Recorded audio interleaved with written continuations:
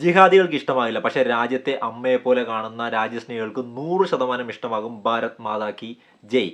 ഇനിയുണ്ട് ആ പടത്തിൽ എൻ്റെ റിക്വസ്റ്റ്, ഉടുതുണി പൊക്കി നോക്കിയവന്മാരുടെ എല്ലാം മുഴുവനായിട്ട് കണ്ടിച്ച് കളയുന്ന സീൻ വേണം. ഫാൻറ്റാസ്റ്റിക്. അങ്ങനെ വരികയാണെങ്കിൽ ചുമ്മാ തീയായിരിക്കും.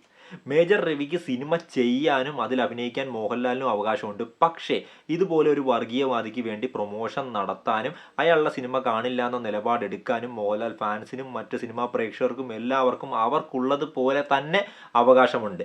അതിനി ആ പ്രോജക്റ്റിന് പിന്നിൽ മറ്റ് ദുരുദ്ദേശങ്ങളൊന്നുമില്ലെങ്കിൽ പോലും ഇതുപോലുള്ള കമൻസൊക്കെ കഴിഞ്ഞ 2-3 ദിവസമായിട്ട് സോഷ്യൽ മീഡിയയിൽ ഇങ്ങനെ പാറി പറന്ന് നടക്കുകയാണ്. നിങ്ങൾ കണ്ടിട്ടുണ്ടാവും, സബ്ജക്റ്റും ചെറുതായിട്ടെങ്കിലും നിങ്ങൾക്ക് മനസ്സിലായിട്ടുണ്ടാകും.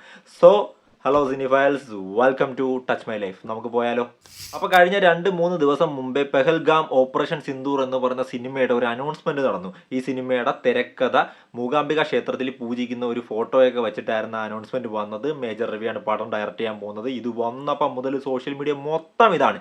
പോസിറ്റീവായിട്ടല്ല കേട്ടോ പ്രൊമോഷൻ നടക്കുന്നത്, നെഗറ്റീവായിട്ടാണ്. ബോയ്ക്കോട്ട് മേജർ രവി ക്യാമ്പയിൻ ട്വിറ്ററിലൊക്കെ വൻ ട്രെൻഡിങ് ആയിരുന്നു.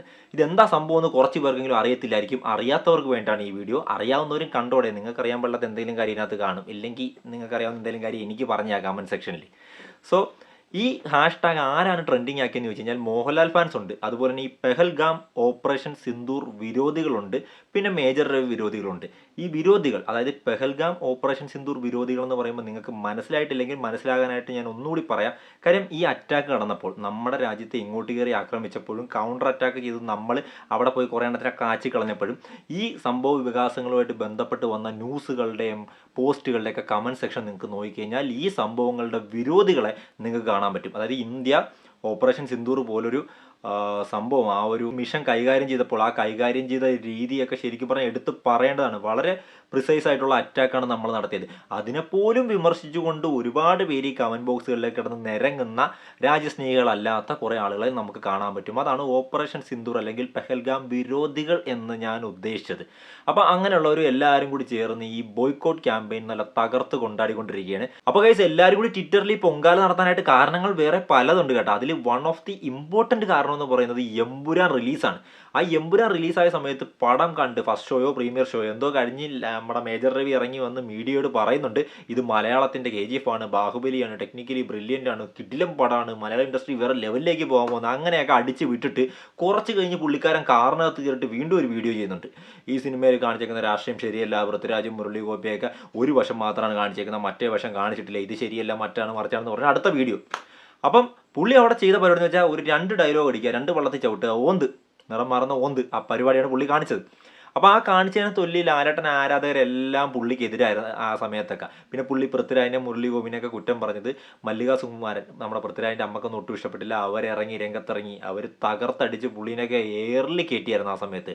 അതെന്താ സംഭവം എന്ന് വെച്ച് കഴിഞ്ഞാൽ രണ്ടാമത്തെ കാര്യമാണ് കേട്ടോ പറയാൻ പോകുന്ന. മോഹൻലാൽ ഈ സിനിമ കണ്ടില്ല, ഏത് എമ്പുരാൻ മോഹൻലാൽ കണ്ടില്ല എന്നും പുള്ളി പറയുകയുണ്ടായി. അപ്പോൾ അതിനുശേഷം മോഹൻലാൽ തന്നെ പറയുന്നൊരു വീഡിയോ വൈറലായി. എനിക്ക് തോന്നുന്നു ഇതിൻ്റെ പ്രീ ലോഞ്ചിനെന്തോ ആണെന്ന് തോന്നുന്നു. ഞാൻ ഈ സിനിമ കണ്ടു, നിങ്ങൾക്ക് മുമ്പിലേക്ക് വരികയാണ്, നിങ്ങളും കാണും എന്നുള്ള രീതിയിൽ. അപ്പം അവിടെ അതും പൊളിഞ്ഞു. അപ്പം മല്ലിക സുകുമാരനൊക്കെ അത് പറഞ്ഞാൽ എടുത്തിട്ട് അലക്കിയത്. മോഹൻലാൽ കണ്ടില്ല എന്ന് പറയുന്നത് ഇയാൾ ആരാണ്? മോഹൻലാലൊക്കെ കണ്ടായിരുന്നു, ആന്റണി പെരുമ്പാവൂർ കണ്ടായിരുന്നു, എല്ലാവരും കണ്ടായിരുന്നു. അല്ലെങ്കിൽ ഇവരൊക്കെ കാണാതിരിക്കും അവിടെ? ഇത്രയും വലിയൊരു പടം മോഹൻലാലിൻ്റെ കാണാതിരിക്കുമോ? അപ്പം എന്തൊക്കെ പറഞ്ഞാലും അതൊരു 2 വള്ളത്തിൽ ചവിട്ടുന്ന പരിപാടി ആയിപ്പോയി മേജർ എണ്ണം കാണിച്ചത്. പക്ഷേ എങ്കിലും മേജർ അണ്ണൻ രണ്ടാമത് പറഞ്ഞ കാര്യത്തിലോട് ഞാൻ യോജിക്കുന്നുണ്ട്. ഇത് വിവാദം എന്ന് പറയുന്നൊരു സംഭവം ഇത് ആ പടം നല്ല രീതിയിൽ കൊളുത്തിയായിരുന്നു. 2 വശം കാണിക്കാതെ തന്നെയാണ് ചെയ്തേക്കുന്നത്. ആളുകൾ കൺഫ്യൂസ്ഡ് ആയിട്ടുണ്ട്. ആ കൺഫ്യൂസ്ഡ് ആയതിൻ്റെ പുറത്ത് വിവാദം കുറച്ചുകൂടി ശക്തമായപ്പോഴത്തേക്കും ആ പടം 250 കോടി കളക്ട് ചെയ്തു. ഇല്ലെങ്കിൽ ഇതല്ലായിരുന്നു സബ്ജക്റ്റ് എന്നുണ്ടെങ്കിൽ ദൈവമേ, ആ പടത്തിൻ്റെ അവസ്ഥ നിലം തൊടാതെ പൊട്ടിയനെ, ഒരു സംശയവും ഇല്ല കാര്യത്തിൽ. സോ എമ്പുരാൻ വിവാദം 1. ഇനി രണ്ടാമത്തെ കാര്യം, as A director major Ravi ഇപ്പം എന്താണ്, എങ്ങനെയാണ് പുള്ളിക്ക് ഇനി ഒരു സിനിമ ചെയ്ത് വിജയിപ്പിക്കാൻ പറ്റുമോ, അല്ലെങ്കിൽ പുള്ളി അപ്ഡേറ്റഡ് ആണോ? അതാണ് മോഹൻലാൽ ഫാൻസിൻ്റെ രണ്ടാമത്തെ ചോദ്യം. അതുകൊണ്ട് ലാലേട്ടൻ ഈ പ്രൊജക്റ്റിൽ കൈ കൊടുക്കരുത്, ഞങ്ങൾ ബോയ്ക്കോട്ട് ചെയ്യും, ഇങ്ങനെയാണ് അവർ അവകാശപ്പെടുന്നത്. ഇനി നമുക്ക് അതിലേക്കൊന്ന് നോക്കാം. മേജർ രവി എന്ന് പറയുന്ന വ്യക്തിയുടെ ലാസ്റ്റ് സിനിമ എന്ന് പറയുന്നത് വമ്പൻ പരാജയമാണ്. ലാസ്റ്റായിട്ട് മോഹൻലാലുമായിട്ട് ഒന്നിച്ച 3 സിനിമകളും വമ്പൻ പരാജയമാണ്. അപ്പം അതുകൊണ്ട് തന്നെ മേജർ രവി ഇനിയൊരു സിനിമ ചെയ്യാൻ യോഗ്യനാണോ എന്നൊരു ചോദ്യം ചോദിച്ചു കഴിഞ്ഞാൽ നമുക്ക് പുള്ളിയുടെ മൊത്തം ഫിലിമോഗ്രഫി ഒന്ന് നോക്കേണ്ടിയിരിക്കുന്നു. ഫസ്റ്റ് സിനിമ എന്ന് പറഞ്ഞാൽ ആ സിനിമയുടെ പേര് ഞാൻ മറന്നുപോയത്. അത് നമ്മുടെ പ്രണവ് മോഹൻലാൽ ബാലതാരമായിട്ടൊക്കെ അഭിനയിച്ച സിനിമയാണ്. അതൊരു അവാർഡ് പടമാണ്. പ്രണവിന് ബെസ്റ്റ് ചൈൽഡ് ആർട്ടിസ്റ്റിൻ്റെ കേരള സ്റ്റേറ്റ് ഫിലിം അവാർഡ് കിട്ടിയിട്ടുണ്ടായിരുന്നു. അപ്പോൾ അങ്ങനെയുള്ളൊരു സിനിമയാണ്.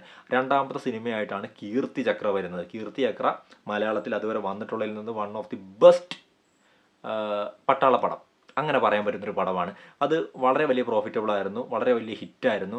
ഇതുവരെ കണ്ട് പഴകി ശീലിച്ച ഒരു രീതിയിലുള്ളൊരു സ്റ്റോറി ടെല്ലിംഗ് അല്ലായിരുന്നു ആ സിനിമയിലുണ്ടായിരുന്നു. ആ സ്ക്രീൻ പ്ലേ ഒക്കെ കിട്ടില്ലായിരുന്നു. എനിക്ക് തോന്നുന്നു മേജർ രവിക്ക് സ്ക്രീൻ പ്ലേക്ക് ഒരു അവാർഡും കിട്ടിയിട്ടുണ്ടായിരുന്നെന്ന് തോന്നുന്നു ആ പടത്തിന്.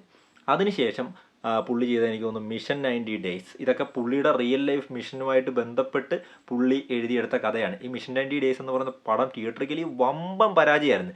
പക്ഷേ ആ സിനിമ ഇന്ന് കാണുകയാണെങ്കിൽ അത് വളരെ റിയലിസ്റ്റിക് ആയിട്ട് എടുത്ത് വച്ചേക്കുന്ന ഒരു സിനിമയാണ്. രാജീവ് ഗാന്ധി അസാസിനേഷൻ പറഞ്ഞ് ഒരുപാട് സിനിമകൾ വന്നിട്ടുണ്ട് ആ വിഷയവുമായിട്ട് ബന്ധപ്പെട്ട്. അതിൽ വൺ ഓഫ് ദി ബെസ്റ്റ് എന്ന് നമുക്ക് പറയാൻ പറ്റിയ സിനിമയാണ് മിഷൻ 90 ഡേയ്സ്.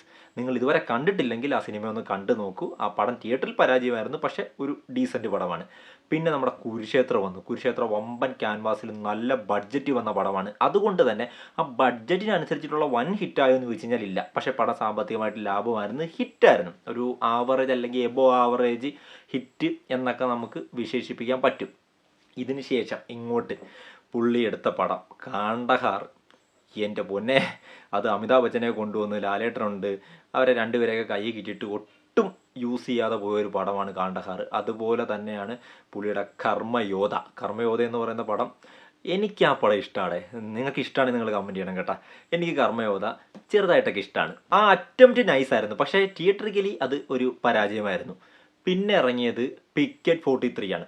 അപ്പം ലാസ്റ്റ് സിനിമകൾ പരാജയമെന്ന് പറയുന്ന മോഹൻലാൽ ഫാൻസും വിരോധികളും ശ്രദ്ധിക്കേണ്ട ഒരു കാര്യം എന്ന് പറഞ്ഞാൽ പിക്കറ്റ് 43 ആണ് പുള്ളിയുടെ സെക്കൻഡ് ലാസ്റ്റ് സിനിമ. അതായത് അവസാനമായി ഇറങ്ങിയ സിനിമയ്ക്ക് മുമ്പേ ഇറങ്ങിയ സിനിമ. അപ്പോൾ ആ സിനിമ ഒരു ഡീസൻറ്റ് പടമായിരുന്നു. കിഡിലൻ ഫീൽ ഗുഡ് സിനിമയാണ്. ഒരു ആർമി പടമാണ്, പട്ടാളപ്പടമാണ്, സൂപ്പറായിരുന്നു. അപ്പോൾ അത് ചെയ്തതും മേജർ രവിയാണ്. അതിനുശേഷം 1971 ബിയോണ്ട് ബോർഡേഴ്സ് ലാലേട്ടനെ വെച്ച് പടക്കം, വൻ പടക്കം. മേജർ രവിയുടെ കരിയറിലെ ഏറ്റവും മോശം പടം തന്നെ ഞാൻ ആ സിനിമയെ വിശേഷിപ്പിക്കും. പക്ഷേ പിക്കറ്റ് 43 അതിന് മുമ്പ് ചെയ്തു വെച്ചതും മേജർ രവി അണ്ണനാണ്.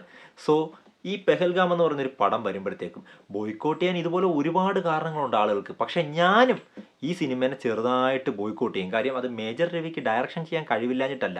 പിക്കറ്റ് 43 എടുത്തതും പുള്ളിയാണ്. അതുകൊണ്ട് പെഹൽഗാം എന്ന് പറയുന്ന സിനിമ ഇപ്പം എടുത്ത് പുള്ളിക്ക് ഹിറ്റാക്കാനായിട്ടുള്ള കപ്പാസിറ്റിയൊക്കെ പുള്ളിക്കുണ്ടേ.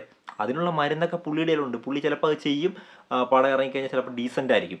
അതൊക്കെ അവിടെ നിൽക്കട്ടെ. പക്ഷേ ഞാൻ എന്തുകൊണ്ട് ഈ സിനിമേനെ ബോയ്ക്കോട്ട് ചെയ്യുന്നു എന്ന് ചോദിച്ചു കഴിഞ്ഞാൽ, ലാലേട്ടനെ വെച്ച് ഈ പടം ചെയ്യുന്നത് കൊണ്ട് ഞാൻ ഈ സിനിമേനെ ബോയ്ക്കോട്ട് ചെയ്യാൻ ആഗ്രഹിക്കുന്നു. ബോയ്ക്കോട്ട് ഗ്യാങ്ങിൻ്റെ കൂടുതൽ ഞാനും കൂടുകയാണ്. അതിൻ്റെ കാരണം ഈ സിനിമ ലാലേട്ടനെ വെച്ച് ചെയ്യേണ്ട ഒരു പടമല്ല. ഈ കണ്ടൻറ് എന്ന് പറയുന്നത് ഇപ്പം നിലവിൽ ഇറക്കിക്കഴിഞ്ഞ ക്ലച്ച് പിടിപ്പിക്കാൻ പറ്റുന്നൊരു കണ്ടൻറ്റാണ്. കാര്യം ഇതിനു മുമ്പേ പുള്ളി തന്നെ ചെയ്ത പട്ടാള പടങ്ങളിലേക്ക് കഥയെന്ന് പറയുന്നത് പണ്ട് നടന്ന കഥകളാണ്, റിയൽ ലൈഫ് സ്റ്റോറീസാണ്. അതൊക്കെ എടുത്ത് തന്നെയാണ് അതിൽ നിന്ന് ഇൻസ്പയർ ചെയ്താണ് ചെയ്തേക്കുന്നത്. പക്ഷേ ഈ കഥയെന്ന് പറയുന്നത് ഇപ്പോൾ ലേറ്റസ്റ്റ് എല്ലാവർക്കും അറിയാവുന്ന ഒരു ദുരന്തം സംഭവിച്ചു, അതിന് നമ്മൾ തിരിച്ചടി കൊടുത്തു, അതുമായിട്ട് ബന്ധപ്പെട്ടൊരു കഥയാണ്. അപ്പോൾ അതുകൊണ്ട് തന്നെ ഇൻ്റർനാഷണൽ ലെവലിൽ ഈ ഒരു സബ്ജക്റ്റ് നല്ല രീതിയിൽ ഇറക്കാൻ പറ്റുന്ന ഒരു സംഭവം ഇതിനകത്തുണ്ട്, സ്റ്റഫുണ്ട്. പക്ഷേ അത് ചെയ്യേണ്ടത് ഒരു പാൻ ഇന്ത്യൻ ആക്ടറിനെ വെച്ച് തന്നെ ആയിരിക്കണം. പ്രത്യേകിച്ച് ബോളിവുഡ് ഫിലിം ഇൻഡസ്ട്രിയിൽ ഹിന്ദി ബെൽറ്റിൽ നല്ലൊരു ഹോൾഡുള്ള ഒരു ആക്ടറിന്. നല്ല ഹോൾഡുള്ള ആക്ടർ ഇല്ലെങ്കിലും കുഴപ്പമില്ല. ഇപ്പോൾ ഉറിയൊക്കെ ചെയ്ത സമയത്ത് നമ്മുടെ വിക്കി കൗശലല്ലേ, അവനൊന്നും അത്രയും വലിയ ഹോൾഡൊന്നും ഇല്ലായിരുന്നു. അപ്പം ഏതെങ്കിലും ഒരു നല്ല അഭിനയിക്കാൻ അറിയാവുന്ന ഒരു ബോളിവുഡ് നടൻ എന്നെ അത്യാവശ്യം സ്റ്റാർ വാല്യൂ പ്ലസ് മാർക്കറ്റ് ഉണ്ടെങ്കിൽ പെഹൽഗാം എന്ന് പറയുന്ന മേജർ രവിയുടെ ഈ പ്രൊജക്റ്റ് നല്ല വമ്പൻ സക്സസ്ഫുള്ളി ഡീസൻ്റായിട്ട് ചെയ്ത് വയ്ക്കുകയാണെങ്കിൽ വമ്പൻ സക്സസ് ആകാൻ സാധ്യതയുണ്ട്. അപ്പോൾ മോഹൻലാലിനേക്കാൾ നല്ലൊരു ചോയ്സ് വേറെ ആയിരിക്കും. അതുകൊണ്ട് ഞാനും ബോയ്ക്കോട്ട് ചെയ്യുന്നു. അപ്പോൾ ഈ സംഭവത്തെക്കുറിച്ച് നിങ്ങളുടെ അഭിപ്രായം എന്താണ് കമൻറ്റ് ബോക്സിൽ ഇടുക. വീഡിയോ ഇഷ്ടപ്പെട്ടെങ്കിൽ ലൈക്ക് ചെയ്തിട്ട് കമൻറ്റ് ചെയ്യുക, ഇല്ലെങ്കിൽ ഡിസ്ലൈക്ക് ചെയ്തിട്ട് കമൻറ്റ് ചെയ്യുക. രണ്ടാണെങ്കിലും ചാനലൊന്ന് സബ്സ്ക്രൈബ് ചെയ്യാൻ മറക്കരുത്. അടുത്തൊരു വീഡിയോ കാണുന്നവരെ ബൈ ബൈ.